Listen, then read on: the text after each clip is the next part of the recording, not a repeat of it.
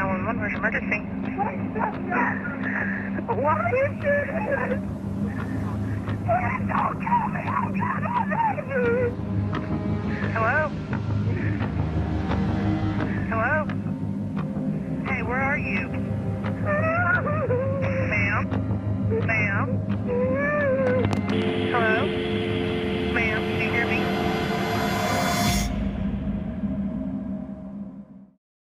Welcome to Echoes of Crime. We're starting today on what sounds like a typical Saturday morning. It's December 19th, just around 9 a.m. But then the 911 center in North Georgia gets a call. And this isn't just a report after the fact. This is, well, it's live, raw. You can hear it in the audio. The dispatcher picks up, and there's a woman clearly in immense distress, crying. You can hear the stress. But she's also somehow narrating the horror as it happens. It's chilling. Absolutely. And the words she manages to get out, they're just unforgettable. She pleads, "Why are you shooting?" Right. Confirmation someone has a gun, that shots have been fired. And then just pure desperation. "Please don't kill me." It's horrifying to listen to. And then just as suddenly, the line dropped. Gone. No name given, no clear location, nothing concrete for the dispatcher to send help to immediately. A complete nightmare scenario for emergency services. But there was one fragment, maybe in the background, maybe whispered, a question she seemed to ask her attacker. Yes, the dispatcher caught something about the river. Specifically, why are you breaking down here to the river? The river. That single desperate phrase becomes the only lead, the only geographical hint they have in those first critical moments. And that's where our deep dive begins today. We're going to trace that moment of terror, that dropped call, back through the investigation. Unpacking how it led to a truly shocking family secret and ultimately a calculated double murder. We need to understand not just what happened by that river, but the years of hidden history that made it almost, well, inevitable in a tragic way. Okay, so the call drops. The absolute first priority is figuring out who this woman is and where she might be. Exactly. Time is critical. The operator tries calling back multiple times. Straight to voicemail. Straight to voicemail. Just a simple message. "Hi, this is Jen. Please leave a message." So they have a first name, Jen. That's something, but not much. And the phone itself, that presented a problem, did it? It did. It was identified pretty quickly as a track phone, you know, the kind that's harder to trace back to a registered owner. Not like a standard contract phone where you have subscriber details readily available. Precisely. Getting location data or owner info requires warrants, subpoenas, cooperation from the phone company. It all takes time they just didn't have. So while that's happening, they pull the call logs. Standard procedure. Right. They needed to know who she spoke to last, hoping for a lead. They requested the log for the last 24 hours. The very last call Jen made before dialing 911 was to a man named Ben Mullamax. Ben Mullamax. Investigators reach out to him immediately, I assume. They did, and Ben confirmed it. Yeah. Jen was his cousin, Jennifer Budrawich. Jennifer Budrawich. Okay, now we have a name. Let's talk about Jennifer and her husband, Paul Budrawich. They're at the center of this. What were their lives like before this horrific Saturday? Jennifer's background. Well, it was challenging. She grew up in Dawsonville. Her biological father wasn't really in the picture, had his own issues. And she became a mother very young. Yes, she had her oldest son, Nick, when she was just 17, a single mom, struggling financially, but everyone described her as incredibly resilient. Always smiling, never complaining, despite the hardship. That's the picture painted, yes. She really valued family. Then she met Paul Budrawich. How did they meet? What was their dynamic? She was 19, he was 32, so a significant age gap, about 13 years. Which sometimes raises eyebrows. It might have initially, but by all accounts, they just clicked. They meshed well. Paul seemed to offer her some stability. He was the first man she brought home to her mother, Deborah, that she was serious about. And they got married. In 2006. They decided to make a fresh start, moved away from Dawsonville down to the Savannah area. Trying to build a new life. They had more children together? Yes, they had 2 younger boys, so 3 kids in total, Nick and the 2 younger ones. But moving doesn't always solve money problems. Was that still an issue? It seems so. Money was reportedly very tight, chronically tight, and that pressure eventually led to, well, involvement from the Department of Family and Children Services, DFCS. Ah, okay. That's a major stressor. What prompted the DFCS intervention? According to the records, a relative filed a report concerned about the home environment. Unsafe, disorganized, unclean. So DFCS investigated. Be good. And they found the living conditions weren't up to standard. It led to a temporary loss of custody. Now, it's important to clarify here, right? This wasn't about bad parenting per se. That's a crucial distinction the reports make. DFCS apparently confirmed they were loving, good parents. The issue was purely environmental, stemming from, it seems, extreme poverty and the stress that comes with it, not neglect or abuse in the typical sense. A very difficult situation. So the children were placed elsewhere temporarily. Yes. The two younger boys went to stay with Jennifer's cousin, Tanya. Nick, the oldest, stayed with Jennifer's mother, Deborah. The family was fractured, but they were working to fix it. Absolutely. They immediately started working the plan DFCS laid out, fixing up their house, attending all the required parenting classes, everything. And this brings us right up to December 2009. How close were they to getting the kids back? Incredibly close. They were literally weeks away. A court date was scheduled for right after Christmas to approve the reunification. They'd done almost everything. Almost. What was the final hurdle? It sounds almost mundane, but it was critical. They needed a suitable car, one that could safely accommodate 3 car seats. That wasn't just a suggestion. It was a requirement for getting the kids back. A non-negotiable requirement. And finding or affording that car was causing immense stress. It became a focal point in their final days. So, that weekend, December 18th and 19th, they travel up from Savannah, visiting family for Christmas. Yes, and importantly, visiting the children. They stayed at a motel, sort of a halfway point between where Nick was with Deborah and where the younger boys were with Tanya. Jennifer saw Nick on Friday night. She did, dropped off his Christmas presents. According to her mother, Deborah, Jennifer seemed happy, excited, everything seemed fine. And then Saturday morning, the day of the 911 call. Jennifer spoke to Deborah one last time. She was apparently in a very good mood, told her mother, "We're on our way to see the boys right now." They had that scheduled visit at 11 a.m. with the younger boys. A crucial visit.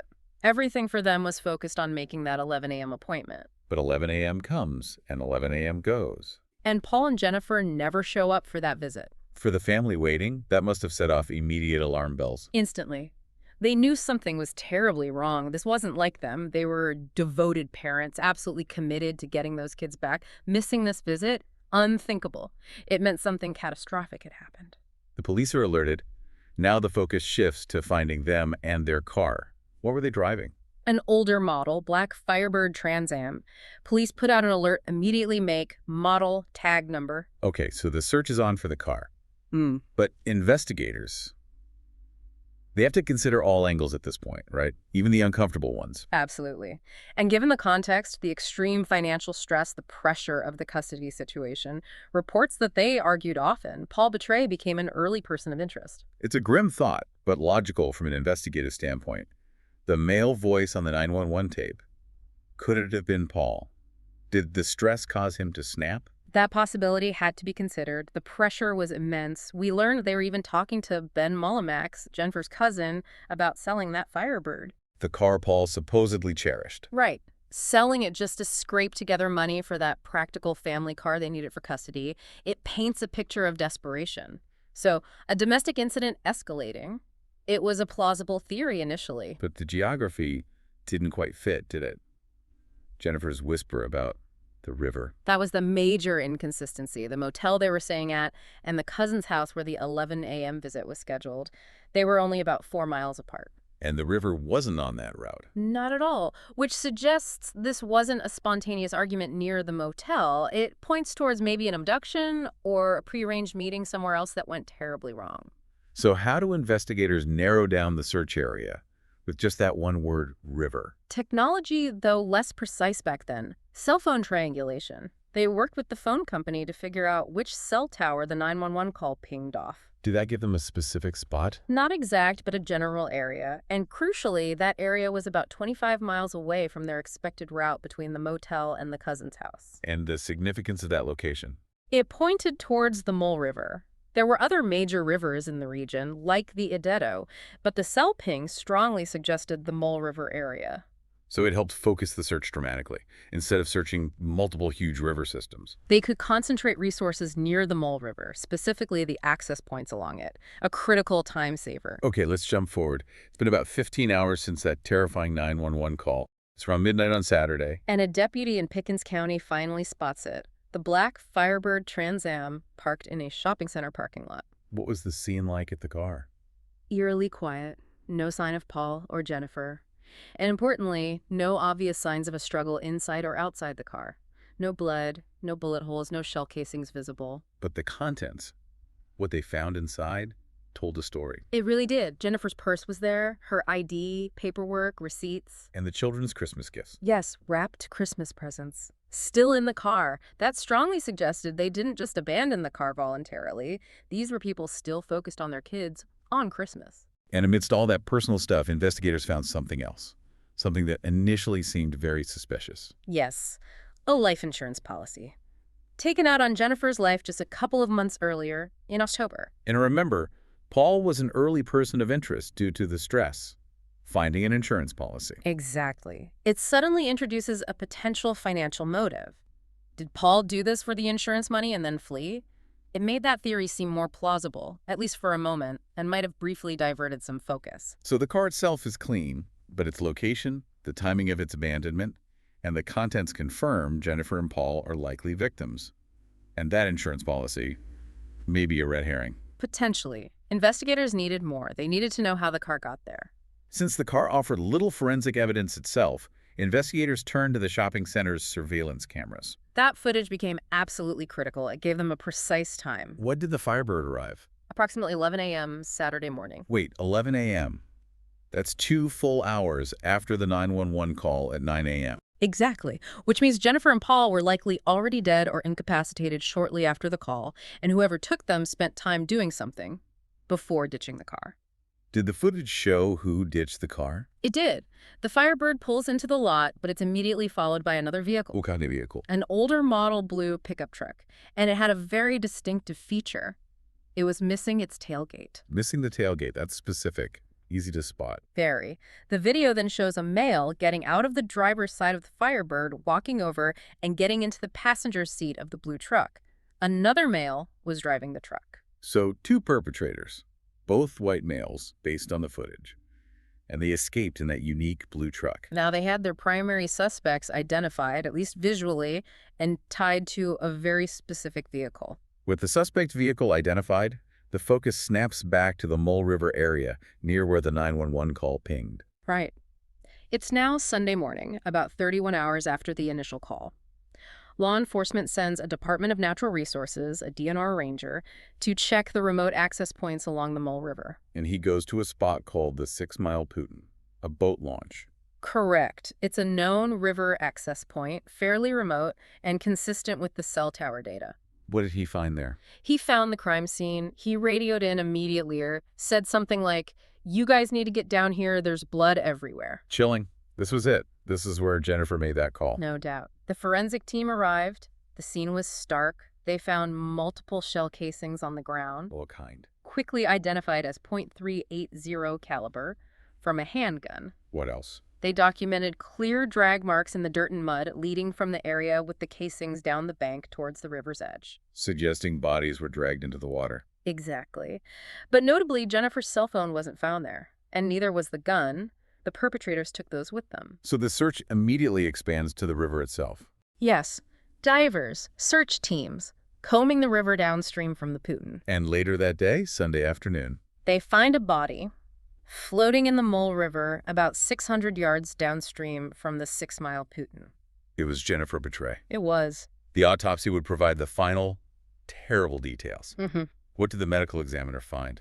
Jennifer had been shot with a .380 caliber pistol, matching the casings at the scene. Her body showed significant abrasions. Consistent with hitting rocks while floating in the river. Yes, which also helped establish the timeline. The condition of her body indicated she'd been in the water since shortly after the 911 call, dead for at least 24 hours before recovery. And the fatal wound itself. There was something heartbreaking about it. There was. The ME determined she likely had a defensive wound. She'd raised her left arm, probably instinctively, to shield herself. Oh, wow. The bullet went through her arm first, then into her chest. That was the fatal shot. It proved she was aware, fighting back in those last moments. Just awful. Did they recover the bullet? They did. And ballistics confirmed it was fired from the same weapon as the shell casings found at the 6 Mile Putin. All the physical evidence was lining up. Victim, crime scene, weapon type. and 2 unidentified males in that blue truck. So all investigative efforts now zero in on that blue pickup truck missing its tailgate. Yeah. They need to find the owner. They run the plates, check registration records, standard procedure, and they get a hit. The truck is registered to a man named Jacob Taylor. Okay. Do they talk to Jacob Taylor? They do. Jacob is cooperative. He has a solid alibi, confirmed he was at work during the time of the murders and the car drop-off. But he tells them something crucial. That's right. He says he loaned the truck out that weekend. To who? To his father, Jesse Kilgore. Jesse Kilgore. Okay, hang on. That name. Who is Jesse Kilgore in relation to Jennifer Budrawich? Jesse Kilgore was Jennifer's stepfather. He was married to Jennifer's mother, Deborah. Her stepfather. The investigation just took a horrifying turn inward into the family itself. Completely shifted the focus. They bring Jesse Kilgore in for questioning. And he knows they likely have the truck on surveillance, right? How does he handle the interview? Initially, he sticks to a pre-planned story. He provides a detailed alibi, claiming he was hours away that Saturday morning. Doing what? Helping his nephew move furniture. And crucially, he says Jennifer's cousin, Ben Mulmax, the last person she called, was with him. A coordinated alibi. But the surveillance footage. Exactly. Detectives confront him. We have video of your truck missing the tailgate at the shopping center in Pickens County at 11 a.m. How do you explain that? The alibi instantly collapses. How does he react then? He breaks. And the first thing he reveals under pressure is staggering. It changes everything. What does he confess? He confesses that he is the biological father of Jennifer's oldest son, Nick. What? Her stepfather is Nick's biological father. Yes. Suddenly, the whole dynamic shifts. This isn't just about a stepfather-stepdaughter relationship. It's far more tangled and far darker. This must have prompted investigators to look deeper into the family history, Jennifer's childhood. Immediately, they re-interviewed family members, and with the paternity now revealed, people started talking about things Jennifer had alleged years before. Allegations against Jesse. Yes. According to these later statements from family, Jennifer had claimed Jesse molested her when she was around 12 or 13. Oh my goodness. That he raped her when she was 17, and that this assault resulted in the birth of Nick in 2005. This is horrific, a history of sustained abuse culminating in the birth of her child.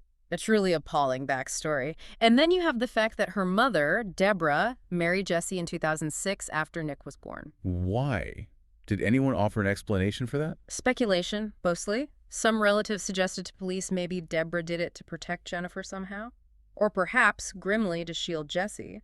We don't know for sure, but it kept him embedded within the family. So if this abuse and paternity secret existed for years, why murder Jennifer and Paul now? In December 2009, what was the specific trigger? It all came back to control, obsession, and jealousy, amplified by that looming custody reunification. Sources describe Jesse as manipulative, possessive, obsessed with Jennifer.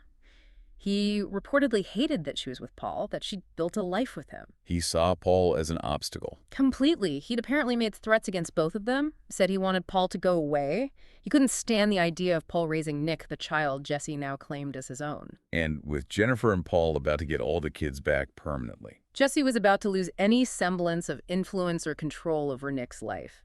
That impending family reunion was the catalyst. So cornered, Jesse agrees to another interview. Does he confess to the murders? Not fully. He tries to spin it. He admits setting up a meeting with Paul at the 6 Mile Putin, using Ben Mulmax to arrange it, ostensibly to discuss the problems regarding Nick. What's his version of events at the river? He claims only Paul showed up, that Paul was angry, accused Jesse of ruining his family, and attacked him. Jesse says he somehow got Paul's gun away from him and shot Paul twice in self-defense during a sort of blackout. And Jennifer? He adamantly denied seeing her. I never seen Jennifer. I didn't kill her. That was his story. Jesse's story is full of holes, obviously. But him admitting he shot, Paul gives investigators their first official confirmation that Paul Budrawich was also dead. Yes. Up until that point, Paul was officially missing. Now, Jesse had inadvertently admitted to killing him, even while trying to claim self-defense. So the river search intensifies, now specifically looking for Paul's body. Correct. And the very next morning, they find him. Where? A couple of 100 yards downstream from where Jennifer's body was recovered. What did the autopsy show for Paul? He'd been shot twice, in the torso. And the weapon. Ballistics confirmed the bullets recovered from Paul's body were fired from the exact same .380 semi-automatic handgun used to kill Jennifer. Which completely destroys Jesse's story about grabbing Paul's gun in a struggle and never seeing Jennifer. Utterly demolishes it. The physical evidence pointed to one killer, one gun, two victims, a calculated double homicide. How did the community react as these details emerged? The stepfather, the secret paternity, the murders. Profound shock and disgust. It's one thing to deal with a tragedy, another entirely to realize the perpetrator was family, hiding such a dark secret, motivated by such twisted reasons. The sense of betrayal was immense. So Jesse Kilgore's self-defense narrative is rejected based on the overwhelming physical evidence. Completely. Jennifer's defensive wound, Paul being shot twice, the single weapon. It all pointed to Jesse as the aggressor who murdered them both. He was arrested and charged with 2 counts of murder. But the surveillance video showed 2 men. Jesse wasn't alone in ditching the car. Right, and Jesse's initial alibi involved Ben Mullamax, Jennifer's cousin. The focus immediately swings to Ben. The cousin who received the last call from Jennifer before 911. The one who initially backed up Jesse's false alibi. The very same. Police arrest Ben Mullamax. They confront him with the surveillance video showing him getting out of Jennifer's car and into Jesse's truck. They confront him with Jesse's statements implicating him. Does Ben confess? He does. The pressure becomes too much. He provides what investigators believe is the full story of that morning. What was his role? How did Jesse involve him? Ben admitted Jesse asked him to set up the meeting with Paul and Jennifer at the 6 Mile Putin. What was the pretext for the meeting? Ben told them Jesse wanted to talk about finalizing the sale of the Firebird, helping them get money for the new family car they desperately needed. Using their hope against them. Just cruel. Incredibly cynical. Ben admitted the real purpose, which Jesse revealed to him, was for Jesse to confront Paul about Nick. So Ben knew it wasn't just about a car.